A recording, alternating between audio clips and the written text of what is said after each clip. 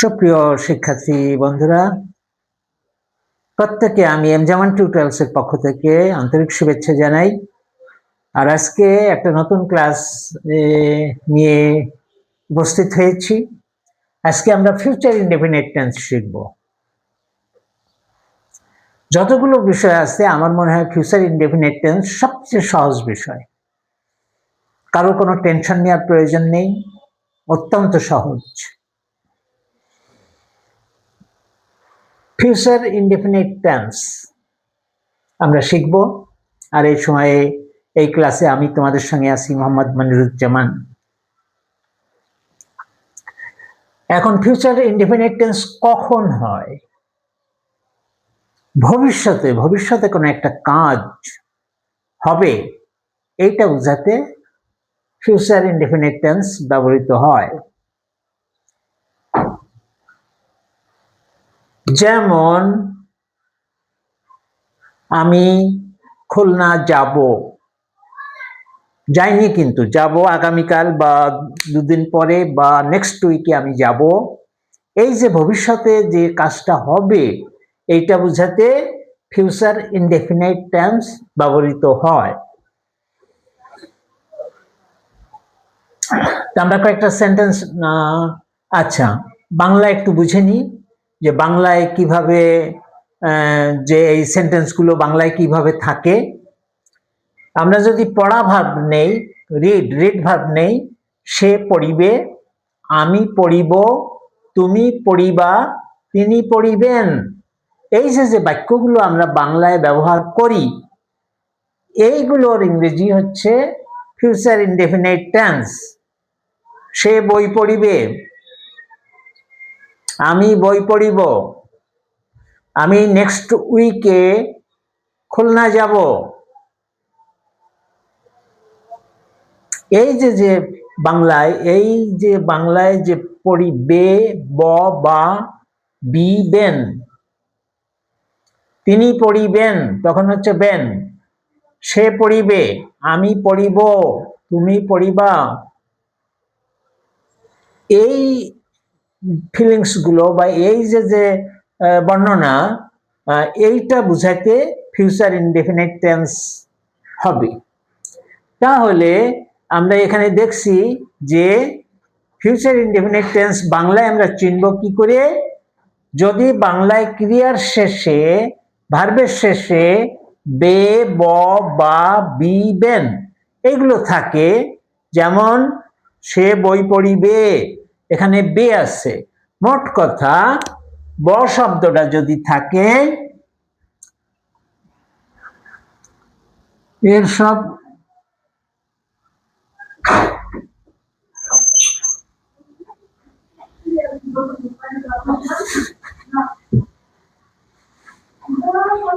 এই যে সব যে ভার্বগুলো বা ক্রিয়াগুলো এগুলো ব ভিত্তিক। এই যে ব বা বি, বেন এগুলো যদি বাংলায় থাকে তাহলে আমরা এটাকে ফিউচার ইনডেফিনিট টেন্স হিসাবে চিহ্নিত করব। এখন আমরা কনস্ট্রাকশনে আসি, কিভাবে গঠন করা যায়। প্রথম হচ্ছে যে একটা সাবজেক্ট মাস্ট, সাবজেক্ট থাকবে, তারপরে যে ফিউচারের চিহ্ন হিসাবে ফিউচার বা ভবিষ্যৎকালের যে চিহ্ন তার জন্য বাংলায় আছে ব আর ইংরেজিতে হবে শ্যাল বা উইল।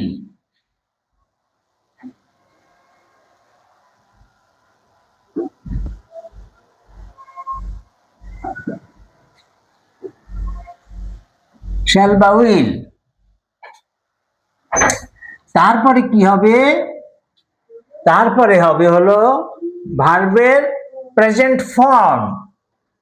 এখানে যে ভার্বগুলো আছে যেমন ডু আছে, পাস্ট ফর্মে ডিড আছে, পাস্ট পার্টিসিপল ফর্মে ডান আছে। আমাদের ভার্ব মানে ভার্ব 2 বসবে না, ভার্ব 3 বসবে না, কোনটা বসবে? বসবে ভার্ব 1। তার মানে V1 বসবে যে প্রেজেন্ট যে ফর্মটা আছে সেগুলো কি কি? Do, go, read, catch, come, leave, join, pray, fly, wax, send, write, find, give, take, drive, eat, sleep, play, run. এরকম আরো যে অজস্র ভার্ব আছে সেই ভার্বের প্রেজেন্ট ফর্ম বসবে। তাহলে আমরা এখানে বলবো V1। তারপরে কি বসবে? অবজেক্ট।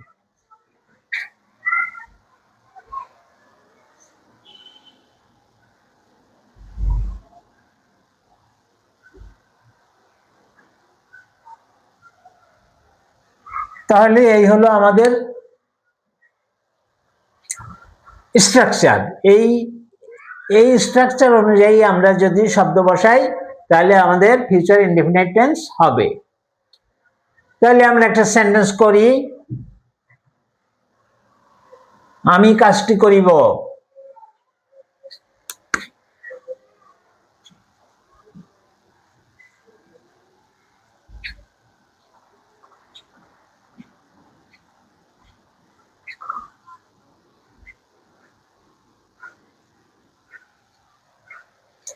সাবজেক্ট হলো আই,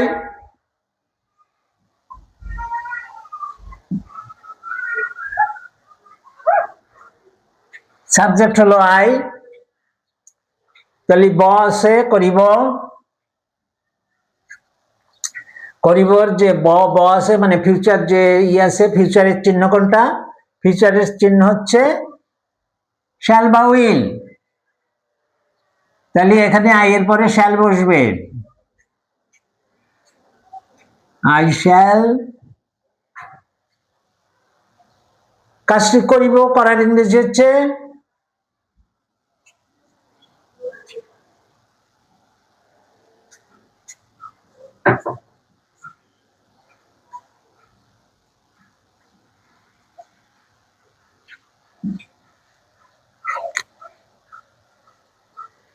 তাহলে আমি কাজটি করিব, I shall do the work. Subject হচ্ছে আই, সাবজেক্ট হচ্ছে আই, তারপরে হচ্ছে শ্যাল বা উইল। ফিউচার টেন্সের যে চিহ্ন, ফিউচার টেন্স যেহেতু আমরা ফিউচার ইনডেফিনিট টেন্স করছি, ফিউচার ইনডেফিনিট চিহ্ন হিসাবে শ্যাল বা উইল। তারপরে হচ্ছে ভার্ব, তারপরে বলা আছে V1, নট ডিড হবে না, ডান হবে না, ডু হবে। এখানে ডিড হবে না, ডান হবে না, ডু হবে। ভার্বের প্রেজেন্ট ফর্মটা বসবে, সিম্পলি ভার্বের প্রেজেন্ট ফর্মটা বসবে। তারপরে বসবে অবজেক্ট। তাহলে প্রথমে হচ্ছে সাবজেক্ট আই, ফিউচার টেন্সের চিহ্ন হিসাবে শ্যাল বা উইল, তারপরে V1 ভার্বের প্রেজেন্ট ফর্ম, তারপরে হচ্ছে অবজেক্ট। এটাই হচ্ছে গঠনের নিয়ম। আমি কাজটি করিব,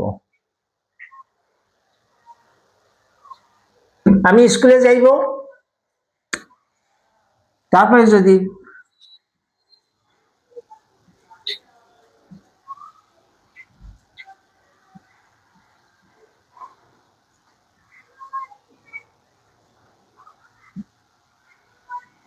সমস্ত ক্ষেত্রে ব আছে, এই কারণে এরা ফিউচার টেন্স।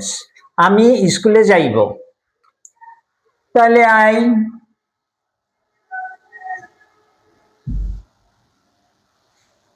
নিয়ম অনুযায়ী শ্যাল বা উইল, সাবজেক্টের পরে শ্যাল বা উইল, আর পরে বসে শ্যাল।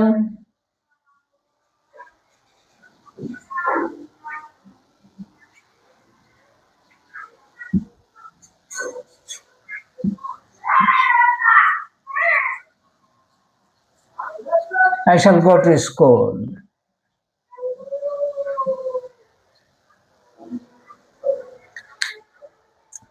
প্রথমে বসলো সাবজেক্ট, তারপরে নিয়ম অনুযায়ী সাবজেক্ট বসালাম, তারপরে শ্যাল বা উইল, আর পরে শ্যাল বসে, তারপরে হচ্ছে ভার্বের প্রেজেন্ট ফর্ম, ভার্ব হচ্ছে গো,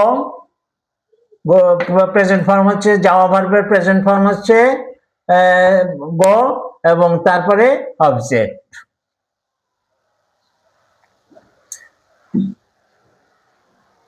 আমি বই পড়িব, আমি আমার বই পড়িব।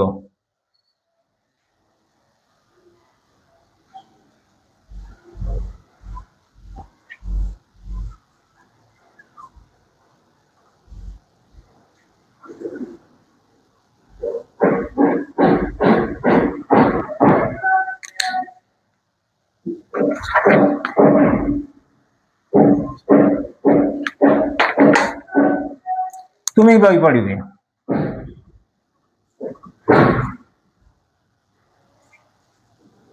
তুমি বই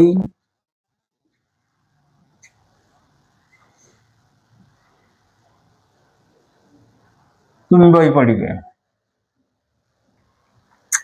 তাহলে এর এর তুমির ইংরেজি হচ্ছে ইউ, সাবজেক্ট ইউ,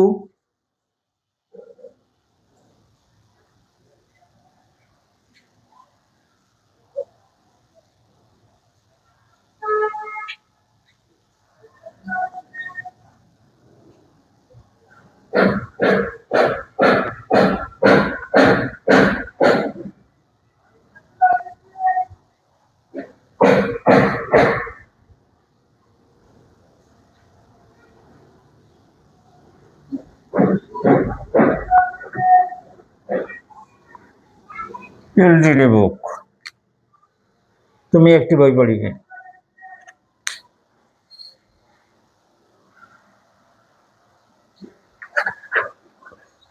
আর একটু সুন্দর করি।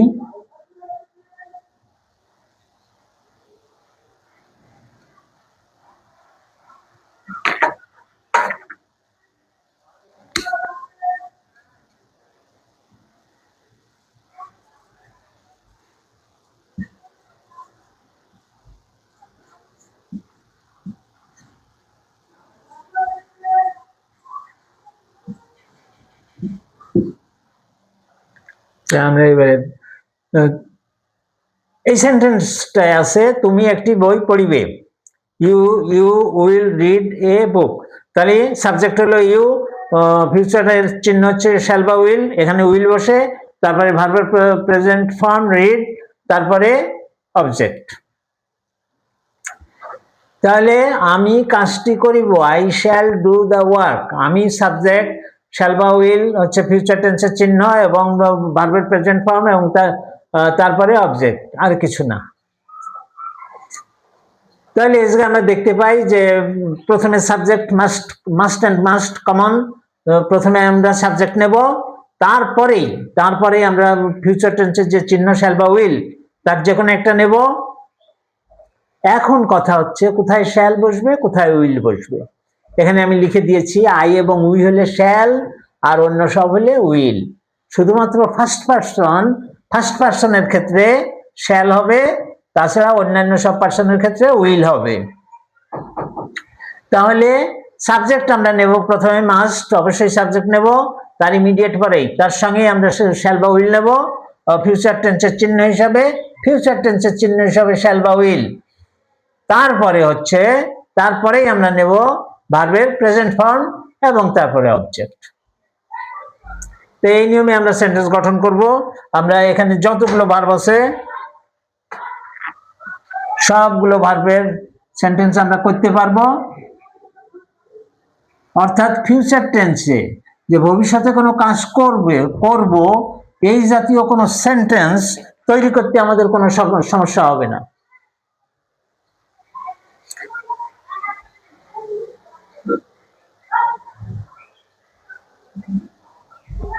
আমি তাকে একটু কলম দিব। আচ্ছা, 4 নম্বর রিড হয়েছে, আমরা ক্যাচ দেখি। ক্যাচে আছে তারা মাছ ধরিবে।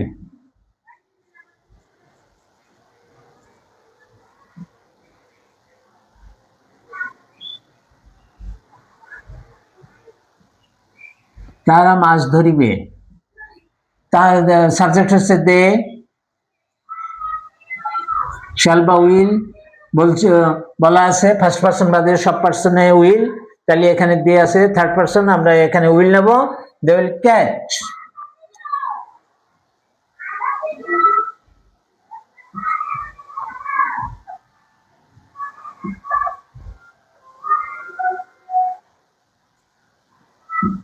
they will catch fishes, তারা মাছ ধরবে, তারা মাছ ধরিবে, they will catch fishes। তারপরে সে আসিবে, তারপরে যদি লিখি সে আসিবে, সে আগামীকাল,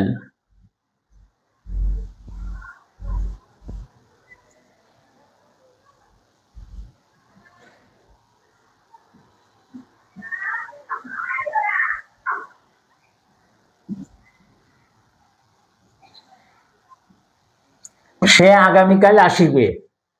তাহলে সাবজেক্ট হচ্ছে হি, হির পরে উইল, আসার ইংরেজি কম, ভার্বের present form, he will come tomorrow,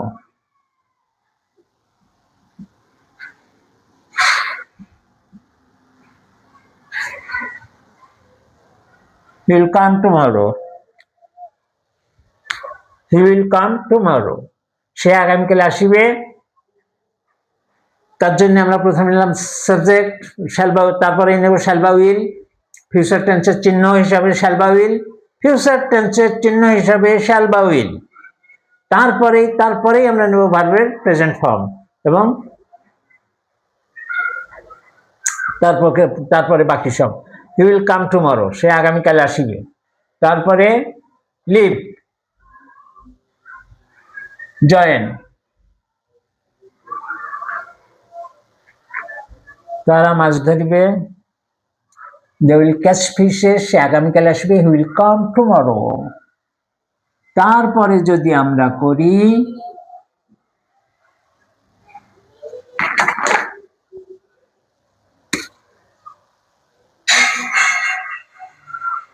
আমি তোমার অফিসে যোগদান করিব,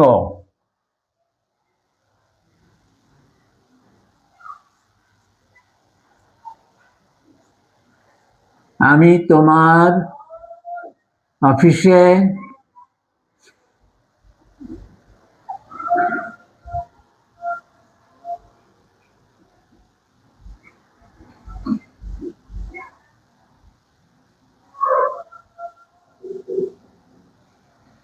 সাবজেক্ট হলো I,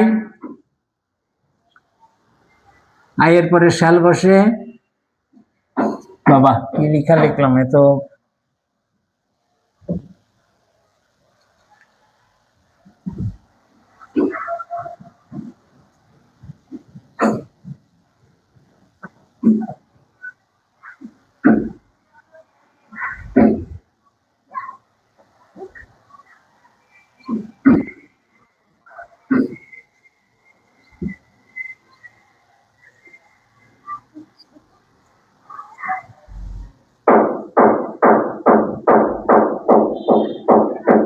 I shall join in your office,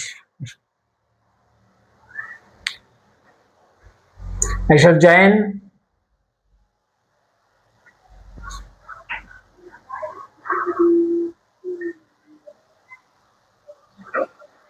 I shall join in your office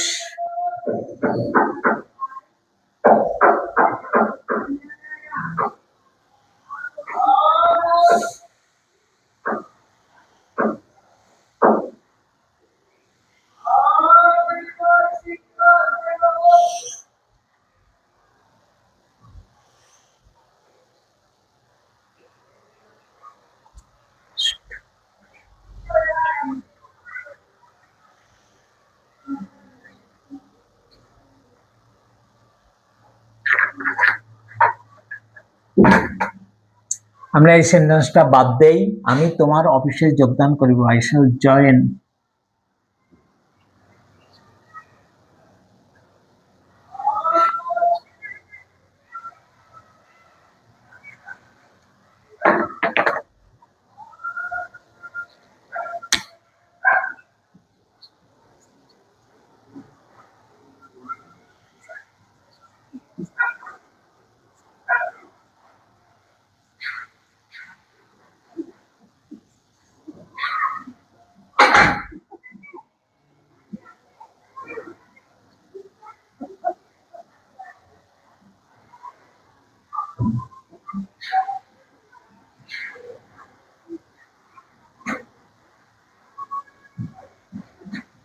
আমি তোমার সঙ্গে যোগদান করিব। I shall join with you.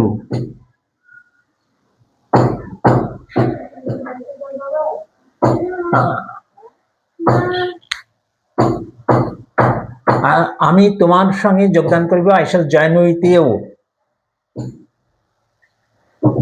I shall join with you. আমি তোমার সঙ্গে যোগদান করিব।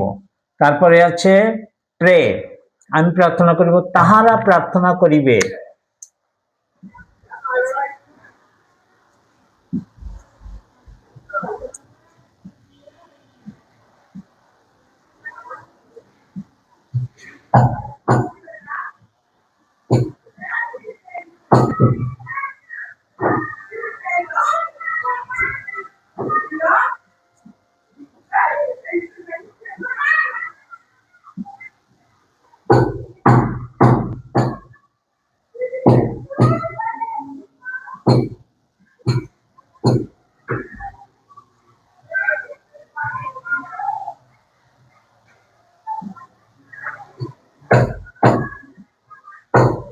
তাহারা প্রার্থনা করিবে, they will pray.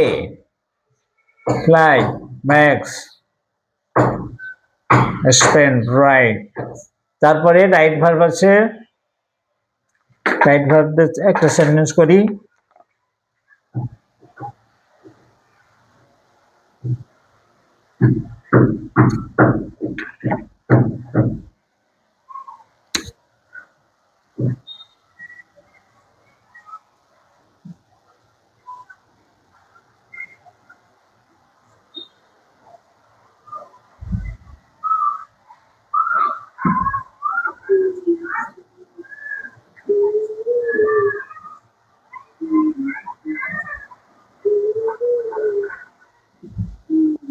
সে একটি চিঠি লিখিবে।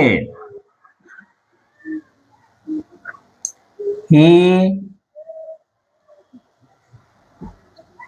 will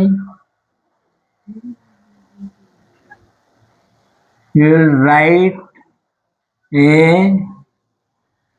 letter. He will write a letter.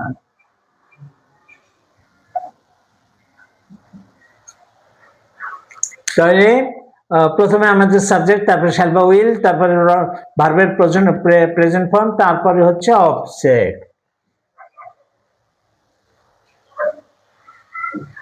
আমি তাহাকে একটি বই দিব। সে একটি চিঠি লিখিবে, আমি তাহাকে একটি বই দিব। গিভ মানে দেওয়া।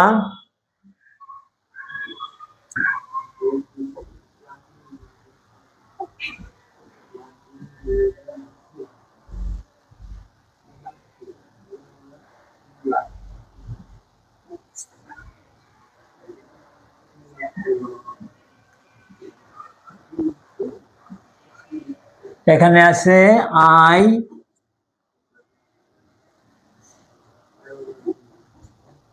I shall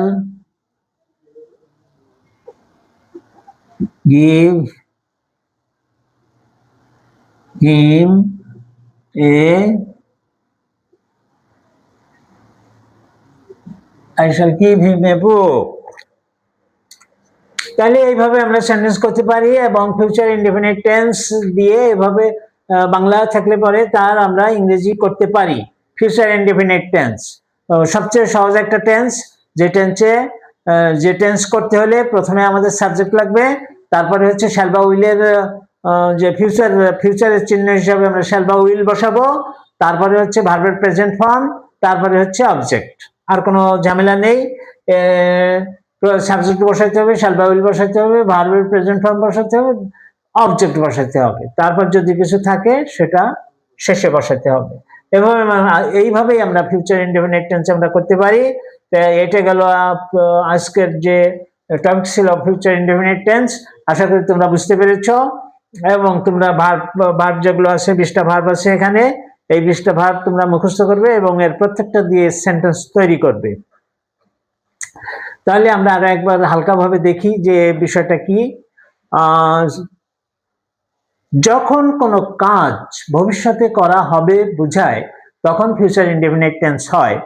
এবং বাংলাতে যে সেন্টেন্সে বাংলায় যে সমস্ত বাক্য আছে তার ভার্বের শেষে যদি ব থাকে, ব, বে, বেন, বি এ সমস্ত যদি থাকে তাহলে আমরা ধরে নেব যে এটা ফিউচার ইনডেফিনিট টেন্স।